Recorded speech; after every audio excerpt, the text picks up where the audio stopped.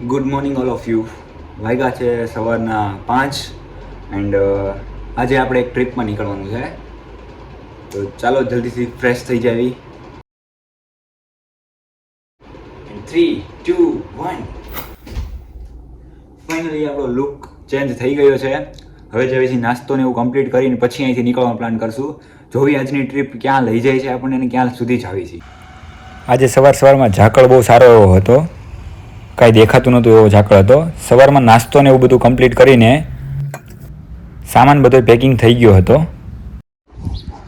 Finally વાગી ગયા છે સવારના 7 અને હવે અમે અહીંથી નીકળવાનો પ્લાન કરી રહ્યા છીએ. બહારનું એટમોસ્ફિયર તમે જોઈ શકો છો, એકદમ ખુશનુમા થઈ ગયું છે. થોડો ઘણો ઝાકળ ને એવું છે. હવે અહીંથી નીકળવાની તૈયારી કરી છે. જોઈ કેટલા વાગે લગી પહોંચી જાવી છે.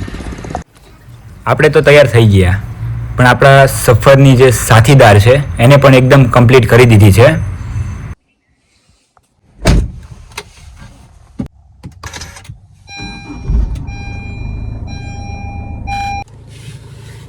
ફાઇનલી ગાડી સ્ટાર્ટ થઈ ગઈ છે.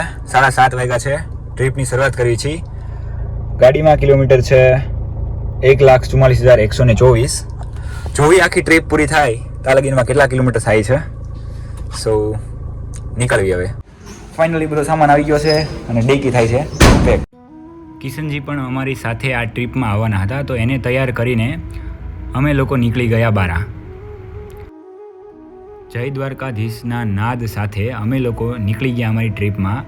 અમે લોકો અમરેલી થઈને જવાના હતા પહેલાં ડેસ્ટિનેશન ઉપર, એટલે કે ધારી ખોડિયાર ટેમ્પલ. રસ્તો એકદમ ડેમની બાજુમાંથી જ નીકળે છે અને છેલ્લે અંતે તમે ડેમની પાળી ક્રોસ કરીને ખોડિયાર માતાજીના દર્શન કરી શકો છો. આ જે વ્યૂ છે તે ડેમની ઉપરનો વ્યૂ છે. નીચે તમે જોઈ શકો છો ખોડિયાર ટેમ્પલ. જો તમે ગુજરાતમાં રહેતા હો તો એકવાર આ પ્લેસને વિઝિટ કરવી બહુ જરૂરી છે. બહુ સુંદર એવી પ્લેસ છે. ચોમાસામાં એનો અલગ જ નજારો હોય છે. અમે અમારી ગાડી પાર્કિંગ કરીને અમે લોકોએ ગરધરા ખોડિયાર માતાજીના દર્શન કર્યા. ત્યાર પછી તેનું જે મૂળ સ્થાનક છે તે મંદિર નીચેની તરફ આવેલું છે. સો આવો એક રસ્તો છે, ત્યાંથી તમે લોકો નીચે જે ડેમ છે ત્યાં પણ જઈ શકો છો. અહીંયા ફોટોગ્રાફી માટે બહુ સારું એવું લોકેશન છે એન્ડ અહીંયા નીચે મંદિર છે, જોઈ શકો છો. ઉપરના ડેમ ઉપરથી પાણી અહીંયા આવે છે નીચે અને આખું પેલું તળાવ ભરેલું છે. એવી કહેવત છે કે એક સમયે અહીંયા મગરને એવું પણ જોવા મળતું હતું. તો તમે જોઈ શકો છો આ ટાઈપનું કંઈક વ્યૂ છે અહીંયા. ફોટોગ્રાફી માટે બહુ સારી એવી જગ્યા છે. ઉપર અહીંયા એક મંદિર છે ખોડિયાર માતાજીનું. પ્રાગટ્ય સ્થાનના અમે દર્શન કર્યા. બહુ જ સુંદર મૂર્તિ અમે જોઈ છે અંદરથી અને એક્ઝેક્ટ સામેની તરફ બહુ સુંદર નજારો છે. અમે લોકો પણ ફોટોગ્રાફી કરવા માટે ત્યાં ચાલ્યા ગયા.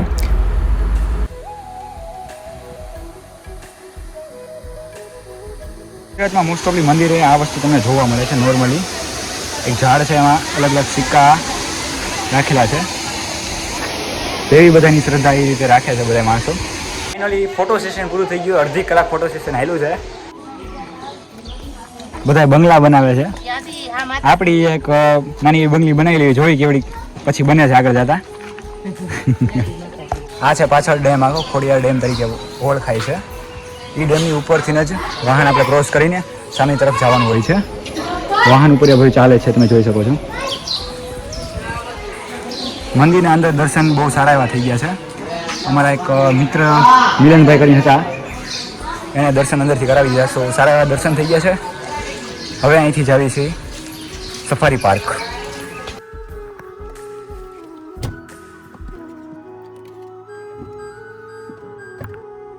આ ડેમની ઉપરનો નજારો છે. સામેની તરફ તમે ખોડિયાર માતાજીનું મંદિર જોઈ શકો છો.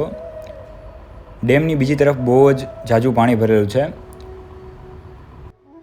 અમે લોકો પણ આ સફરને એન્જોય કરતાં કરતાં રસ્તાની મજા માણતા માણતા અમે લોકો પહોંચી ગયા આંબડી સફારી પાર્ક. પણ પાર્ક તો અત્યારે બંધ છે. અંદર પૂછવું તો કે કામ ચાલુ છે, સો અત્યારે અલાઉ નહીં થાય. મેઇન ગેટ છે આવડો. હવે બારે અહીંયા ફોટોગ્રાફને એવું બધું કમ્પ્લીટ કરીને પછી જ આવી છીએ તારી પપ્પાજીના એક મિત્રને મળીને હવે જ આવી છીએ તુલસી શ્યામ. ઓલમોસ્ટ 12 થવા આવ્યા છે.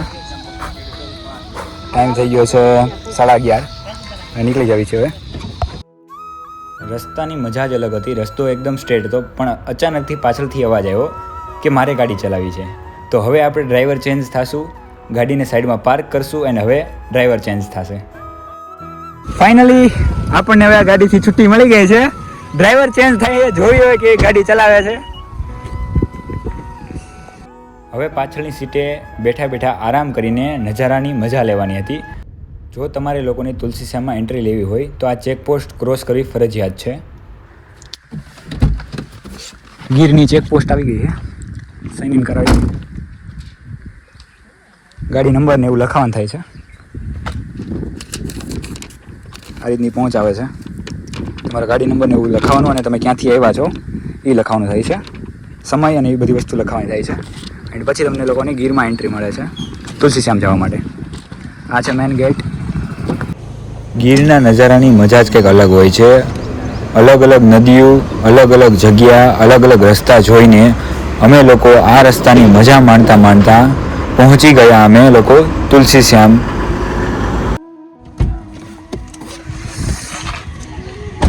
ફાઇનલી તુલસી શ્યામ આવી ગયું છે એન્ડ એપ્રોક્સ એક આજુબાજુ ટાઈમ થઈ ગયો છે. 15 મિનિટની વાર છે. અને પાછળ તમે મંદિર જોઈ શકો છો. અને એક મંદિર છે આપણે અહીંયા ઉપર. તડકો પૂરેપૂરો છે. 1 વાગી ગયો છે. જાતા હવે તમને અહીંયા પહેલાં ગરમ પાણીના જે કુંડ છે એ અહીંયા જોવા મળે છે.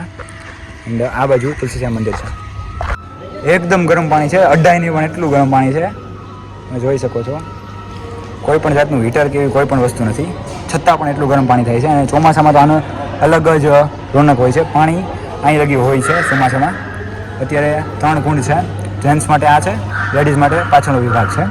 અને એક્ઝેક્ટ સામેની તરફ તમે મંદિર જોઈ શકો છો. આ છે તુલસી શ્યામ મંદિર. જો તમે લોકો ગીરમાં આવતા હો અને શ્યામ સુંદરના દર્શન ના કરો તો ગીરની યાત્રા અધૂરી માનવામાં આવે છે. સો અમે લોકો પણ શ્યામ સુંદરના દર્શન કર્યા. મંદિરથી બહાર નીકળતા સામે અન્નક્ષેત્ર તમને મળી જાય છે અને રહેવાની એ બધી સગવડતા અહીંયા સારી એવી છે. તમે રાત્રે રૂમ રાખીને અહીં પણ સ્ટે કરી શકો છો. સામે તરફ મંદિર છે તો આપણે ત્યાં પણ દર્શન કરવા જઈશું. મંદિરથી એક્ઝેક્ટ સામેની તરફ અહીંયા ભોજનાલયની સગવડતા પણ છે એન્ડ રહેવા માટે રૂમ એની પણ સગવડતા તમને મળી જશે. ભોજન માટેનો સમય છે બપોરે 1:30 વાગ્યા લગી એન્ડ સાંજે 9:30 સુધીમાં તમને ભોજન અહીંયા મળી રહેશે. ફાઇનલી 1:30 વાગી ગયો છે. 1:37. પ્રસાદી લઈને હવે તુલસી શ્યામથી જાવી છીએ ગીર સોમનાથ, વેરાવળ સોમનાથ. ઉપર મંદિર ઉપર જવાની હરમત નથી, તડકો એવડો છે. સો હવે જાવી છીએ સીધા વેરાવળ સોમનાથ એન્ડ છેલ્લી વાર દર્શન કરી લઈએ મંદિરમાં. હવે સીધા મળશું વેરાવળ સોમનાથ. અભી ગીરમાંથી ચેકઆઉટ કરાવી છીએ, મતલબમાં જે ગેટે છે ને પાસને એવું દઈને બહાર નીકળવી છીએ. આવી રીતે પ્રસાદના બોક્સ મળે છે. પ્રસાદની પ્રાઇસ તમે જોઈ શકો છો. મંદિરમાંથી લઈ શકો છો તમે. મંદિરની એક્ઝેક્ટ સામેની તરફથી જ તમે પ્રસાદ લઈ શકો છો. બાકી અહીંયા તમારા ગરમ પાણીના કુંડને એરિયો આવી ગયો છે. મંદિરની બહારની તરફ નાના મોટા સ્ટોલ પણ તમને લોકોને જોવા મળે છે. ભલે ગમે એટલો ઉનાળો હોય પણ ગીરની રોનક ક્યારેય પાછી નથી પડતી. રસ્તામાં તમને આવા અનેક પ્રાણીઓ, પશુ પક્ષીઓ જોવા મળે છે. સો અમે લોકો પણ આ નજારાની મજા માણતા માણતા ફાઇનલી તુલસી શ્યામથી બહાર આવી ગયા છે. ગેટ છે, ચેકપોસ્ટ. સો અહીંયા જમા કરાવી છે એન્ડ નીકળશું પછી બહાર. બાઇકની પણ અલાવ છે અંદર, તમે જઈ શકો છો એન્ડ ગાડી લઈને પણ જઈ શકો છો. સો હવે જવી છીએ વેરાવળ સોમનાથ. વચ્ચે કાંઈ આવતું હોય તો સ્ટોપ કરશું. Let's go. જો તમે લોકોએ ગીર ગઢડાનો રસ્તો લીધો હશે તો વચમાં એક દ્રોણેશ્વર મહાદેવનું એક મંદિર આવે છે, ત્યાં વિઝિટ કરવાનું ના ભૂલતા. નદીના કિનારે બહુ જ સુંદર એવું મહાદેવનું મંદિર છે. તમે લોકો મેપના માધ્યમથી ઇઝીલી આ જગ્યા એક્સપ્લોર કરી શકો છો. શિવલિંગ ઉપર 24/7 જળ અભિષેક તમે જોવા મળે છે. માન્યતા અનુસાર આ મંદિર પાંડવોના સમયનું છે. પૂજારી પાસેથી આ મંદિરની સારી એવી જાણકારી મેળવીને અમે લોકો અહીંયાથી રવાના થયા. પછી અમે લોકોએ ગૂગલ મેપનો સહારો લઈને ગીર ગઢડાથી સોમનાથ નીકળવાનું વિચાર કર્યું. રસ્તો બહુ સારો એવો હતો. રસ્તામાં અનેક પ્રાણીઓ તમને જોવા મળે છે. ફાઇનલી ભાલકા તીર્થ પહોંચી ગયા છીએ. વાગ્યા છે 5 અને ગરમી વાત ન પૂછો. ફેસ વોશ ને એવું કરવું પડે એવું છે. હા, બહુ ગંધારી સ્મેલ આવે છે. મચ્છીનો એરિયો આવી ગયો એવું લાગે છે. જોઈએ એન્ટ્રી કઈ બાજુથી થાય છે. લોકકથા અનુસાર એવું કહેવામાં આવે છે, જ્યારે શ્રી કૃષ્ણજી આરામ કરી રહ્યા હતા ત્યારે જરા નામના ભીલે એમના પગની અંગૂઠીને હરણની આંખ સમજીને તીર ચલાવ્યું, જે શ્રી કૃષ્ણજીને લાગે છે. જ્યારે આ વસ્તુની તેને જાણ થાય છે, ભીલે શ્રી કૃષ્ણજી પાસે આવીને બહુ જ યાચના કરી. છેલ્લે શ્રી કૃષ્ણજીએ સમજાવ્યું કે વિધિના વિધાનને કોઈ બદલી નથી શકતું. તમે આજે પણ આ પીપળો જોઈ શકો છો. મંદિરની બાજુની તરફ એક મહાદેવનું મંદિર છે. ત્યાં દર્શન કરીને અમે લોકોએ આ બોર્ડ વાંચ્યું. એના ઉપરથી અમને ખબર પડી કે જે આ ઉપરનો શિખર છે તે આખો ગોલ્ડનો મઢેલો છે. બહુ બધા રૂટ લેવાઈ ગયા છે અલગ અલગ. હવે ભાલકાથી નીકળીને અમે જાવી છીએ આગળ આપણું વેરાવળ સોમનાથ.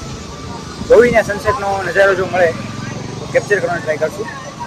એન્ડ જાવી છે જ્યારે ગાડી ચાલુ કરીને જશું વેરાવળ સોમનાથ.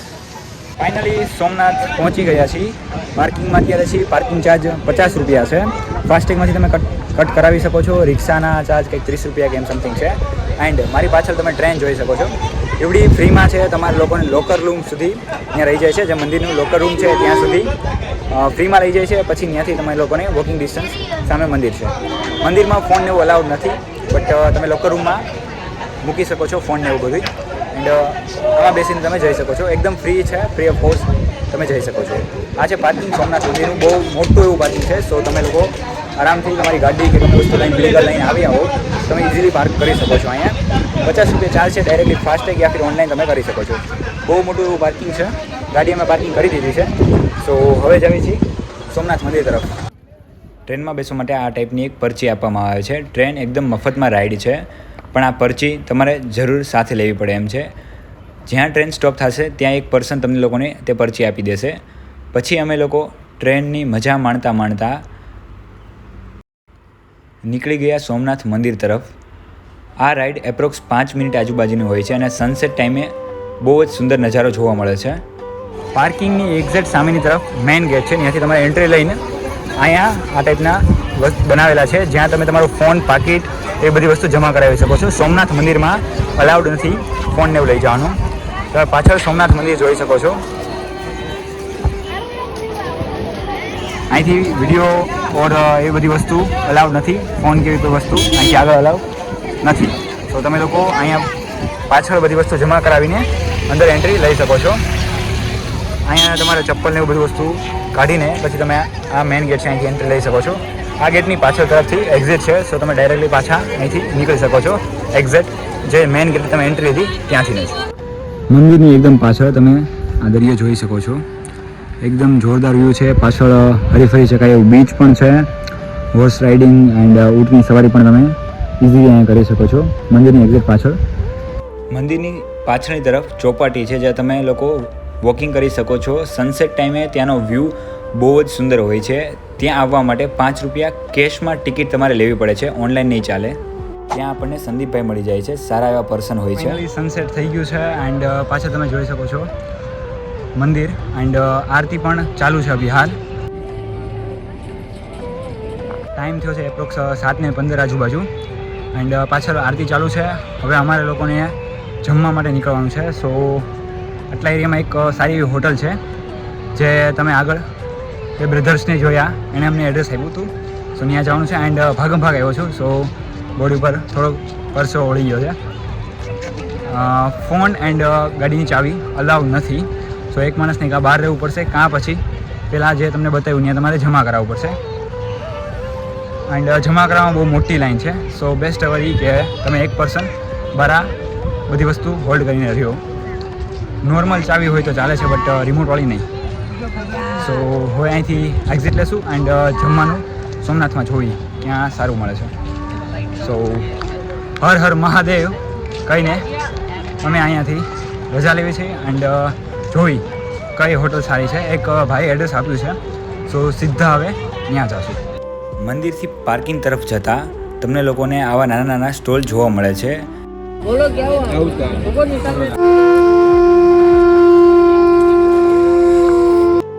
સમુદ્રમાંથી મળેલી સીપીમાંથી બનેલી આવી સુંદર મજાની ડોલને એવા નાના નાના રમકડા તમને ઇઝીલી અહીંથી મળી જાય છે. પહોંચી ગયા છે પાછા ગાડીએ એન્ડ હવે નીકળીએ છીએ ક્યાંક જમવા માટે. So let's go.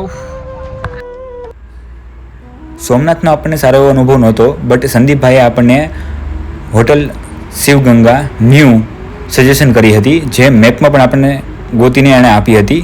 સો અમે લોકો અહીંયા પહોંચી ગયા. જમવાનું એક નંબર હતું, જમવાનું બહુ જ સારું હતું. અમે લોકોએ ગુજરાતી ચાઇનીઝ બધી વસ્તુ ટેસ્ટ કરી. જમવાનું બહુ સારું એવું છે. રોડની એક્ઝેક્ટ બાજુમાં છે. સો તમે લોકો પણ જો સોમનાથ આવતા હો હોટલ શિવગંગા જરૂરથી વિઝિટ કરજો. અમે લોકોએ જમવાનું જે જસ્ટ પૂરું જ કર્યું હતું, તો આ મેજિકલ પ્લેટ અમને આપી દીધી. આ અચાનકથી ચોટી જતી હતી, અચાનકથી નીચે પડી જતી હતી.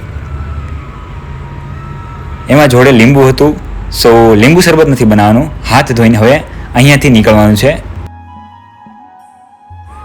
હોટલમાં જમવાનું અને સ્ટાફ બહુ સારો એવો હતો, બટ બહાર તરફ નીકળતા સમયે અમારી પાસેથી પાર્કિંગ ચાર્જ માગવામાં આવ્યો હતો, જે તમે ના દો તો પણ ચાલે છે.